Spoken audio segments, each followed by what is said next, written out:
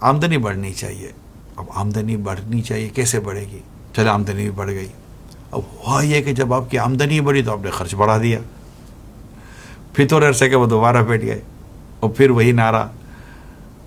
خرچ پورا ہو نہیں رہا ہے، آمدنی بڑھنی چاہیے.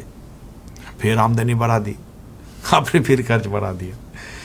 کہ یہ نہیں ہو سکتا کہ آپ اپنی آمدنی اور خرچ میں کوئی توازن پیدا کر لیں، بیلنس پیدا کر لیں.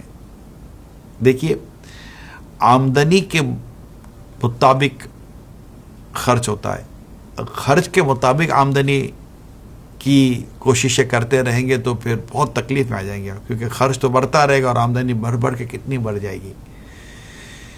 اور پھر اتنا آمدنی میں آدمی مصروف ہو جاتا ہے، اتنا مصروف ہو جاتا ہے کہ پھر عبادت سے، نیکی کے کاموں سے بھی دور ہو جاتا ہے. حالانکہ میں نے بزرگوں کو پڑھا ہے کہ وہ فرماتے ہیں کہ جس شہر میں مہنگائی ہو جاتی تھی ہم وہ شہر چھوڑ دیتے تھے. جی ہاں، کیوں؟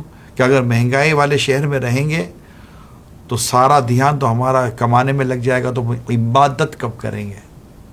یہ بھی بزرگوں کی سوچ تھی. تو اللہ کرے کہ میری یہ بات آپ سمجھنے میں کامیاب ہو جائیں کہ ہمیں اپنے خرچ کو ضرور کنٹرول کرنا چاہیے اور فضول خرچی سے بچنا چاہیے.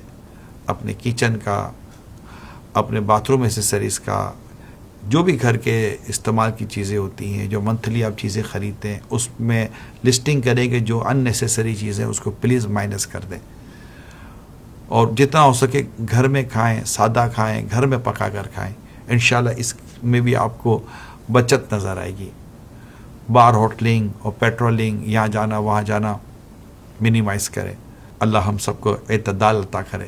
سرکار دو جہاں صلی اللہ علیہ وسلم فرماتے ہیں عبادت میں بھی اعتدال ہے، امیری میں بھی اعتدال ہے، غریبی میں بھی اعتدال ہے، یعنی بیلنس، میانہ روی.